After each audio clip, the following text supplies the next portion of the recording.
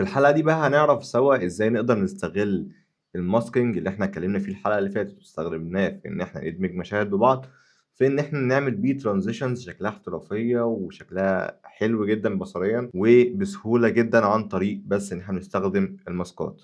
فبدون كلام كتير خلينا نعرف إزاي هنعمل ده. إحنا عندنا هنا ده البرنامج بتاعنا وعندنا هنا الفيديوهين اللي هنشتغل عليهم والtimeline بتاعنا. خلينا نضيف أول فيديو مثلًا ده، هيقول لي هنا لأ أنا عايز أkeep ده.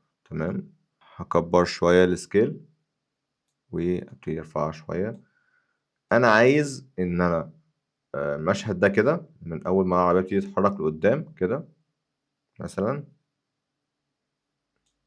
خلينا نقطع دي، هاضغط على حرف Q فيقطع الجزئية دي كلّها وهاشغّل كده. ماشي، حلوة اللقطة، بس أنا عايز العربية تبقى ماشية ناحية كده، ناحية اليمين مش ناحية الشمال. فأنا هاجي هنا على effects وأدوّر على effect اسمه flip. وعندنا هنا vertical وhorizontal، هاستخدم الhorizontal وهاشده هنا، فهتلاقي إن هو قلب لي المشهد، فالعربية هتبقى ماشية في الاتجاه ده. تمام، حلو. أنا عايز لقطة ما العربية بتيجي داخلة هنا كده، هاcut هنا لإن أنا عايز أبطئها شوية زي ما اتكلمنا قبل كده في الحلقات بتاعة الspeed.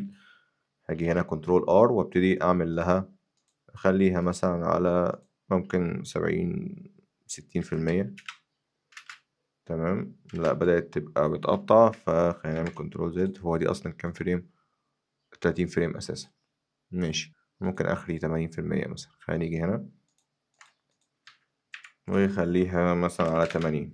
ممكن ما يبانش أوي البطء بس تمام يعني. هاسرّع أول لقطة دي شوية، نخليها مثلًا على 150، فيبقى المشهد عندي كده عشان حتى يبان الفرق بينهم. عايز بقى من أول ما العربية بتيجي تخش كده أعمل transition بين المشهد ده والمشهد ده عن طريق الماسكات. فممكن حتى أخلي الموتوسيكل في مكان قريب من المكان اللي فيه العربية، مثلًا في الزاوية دي كده، في الحتة دي ماشي. هاقطع ده. أنا دلوقتي عايز المشهد ده ينقل من هنا لهنا كده. حتى ممكن أخلي أقطع العربية وهي في مكان ما تكونش خرجت أوي، فممكن يكون هنا مثلًا، أقطع دي كده وأقرّب دي عليها، فيبقى المشهد بتاعي عامل كده. هو لحد كده ممكن نسيبه أصلًا يعني، هو كده أنا عامل match cut بيعتبر بين عنصرين ماشيين في نفس الاتجاه وبسرعة. لكن اللي أنا عايز أعمله إن أنا أنفذ هنا transition عن طريق masking. فأنا هاجي على أول frame في الموتوسيكل عندي، ده أول فريم عندي، هاضغط على علامة الإكسبورت فريم عشان خاطر آخد سكرين شوت من الفريم ده. تمام، فهابتدي هنا هيقول لي ده اسمه، أنا ممكن أغير اسمه مثلًا أخليه كده PNG. هيتسيف هنا، لأ أنا عايزه يتسيف هنا كده. أوكي. اللي أنا عملته إن أنا طلعت فريم، خدت سكرين شوت لأول فريم عندي في اللقطة اللي عليها الدور، وهاجي أضيفها جوه المشروع تاني هنا كده. فين؟ أهي. فأنا بقى عندي اللقطة دي هي اللقطة اللي قبل الفيديو على طول، فهاحطها هنا وأخليها بس تاخد لها كام فريم كده. ممكن نعمل زوم وأبتدي أضيف اللقطة دي كده. فتمام، هيبقى عندي المشهد ده عامل كده وبعد كده المشهد ده يشتغل كده. فاللي أنا هاعمله هنا إن أنا عايز بقى أحدد دلوقتي الموتوسيكل.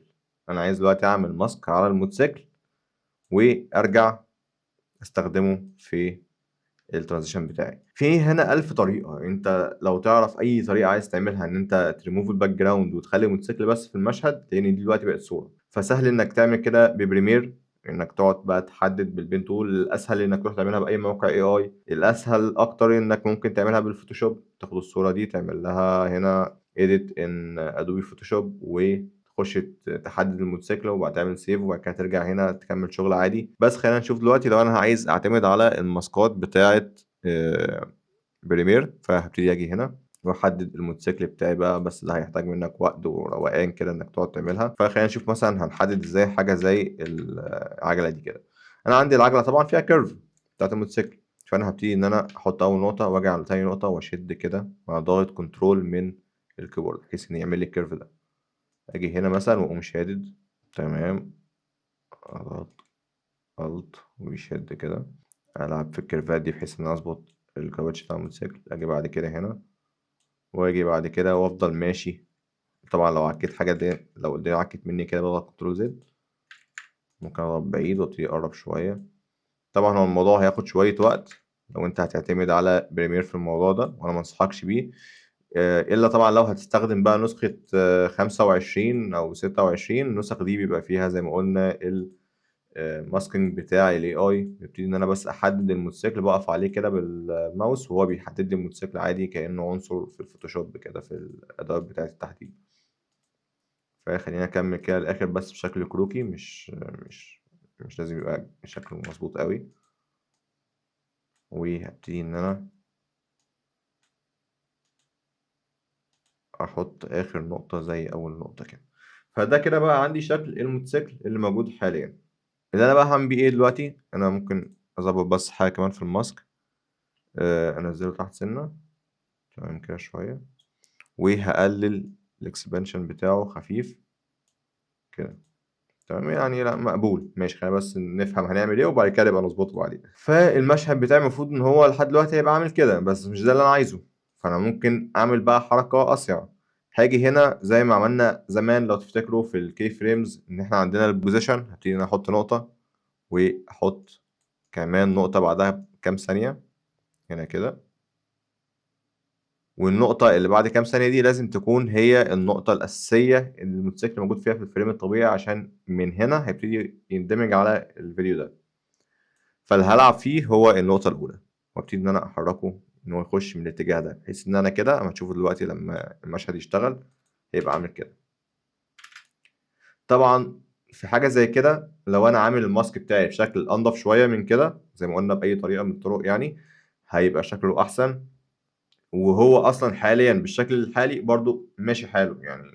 لو شغلنا كده، حتة إن الفريم جه بسرعة من الاتجاه ده والموتوسيكل كمل معايا في الاتجاه ده، فهي دي اللقطة اللي إحنا عايزين نوصلها، أو دي الحتة الحلوة في اللي إحنا عملناه. ممكن أضغط أرم الكيبورد، دي تول برضه بتستخدمها في الريمابينج أو السبيد، وأشد الكليب كده. لما أشد الكليب كده بعد ما ضغطت الأرم الكيبورد، بيبقى اللي هو بيعمله إن هو بيضغط أو بيسرع الفيديو. طبعا زي ما أنا أكون مثلا عملت كنترول ار، هي نفس التول دي بس يعتبر بستخدمها بشكل إيه، آه، من غير ما اتحكم في الارقام، بس عن طريق ان انا ببص على التايم لاين وبتحكم في مدة الكليب. ولما بتلاحظوا بزود او بقلل الرقم اللي هي بيتغير هو رقم السبيد. فخلينا نكمل كده. ان احنا دلوقتي عندنا اللقطة دي، العربية ماشية في الاتجاه ده، وبعد كده الموتوسيكل جه بسرعة خطف عينك ان هو دمجك من مشهد لمشهد تاني. فهو ده اللي احنا كنا حابين ان احنا نعمله بالماسك.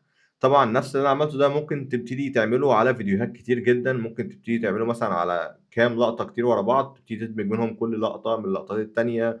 وهتلاحظوا حتى فيديوهات السوشيال ميديا ومثلا فيديوهات الايفنتات او الحاجات اللي بنبقى محتاجين فيها نلعب بصريا اكتر، بيشغل مثلا موسيقى او حاجه فيها بيت او سيمفونيه كده في الخلفيه، ومع اللعب او البيت بتاع الاغنيه والدرامز اللي فيه نبتدي ان احنا ايه نحرك الماسكات بتاعتنا، بحيث ان انا انقلك من مشهد لمشهد عن طريق ان انا مثلا عملت ماسك على لقطه في النص فيقوم اللقطه مفتوحه على لقطه بعدها، او مثلا طلعت شخص من اللقطه دي مره واحده كده وبعد كده مشهد يتكون وراه. فده كله عن طريق الماسكينج بنفس المبدأ اللي احنا عملناه في الحلقة دي. فده من الترانزيشنز القوية جدا اللي احنا بنعملها بإيدينا عن طريق الماسكينج. فتابع الحلقات الجاية عشان نعرف هنعمل ايه أكتر حاجات أقوى بالماسكات، ونشوف ممكن توصل معانا لحد فين. لو عندك أي أسئلة سيبها تحت في الكومنتات. أشوفكم في الحلقة الجاية.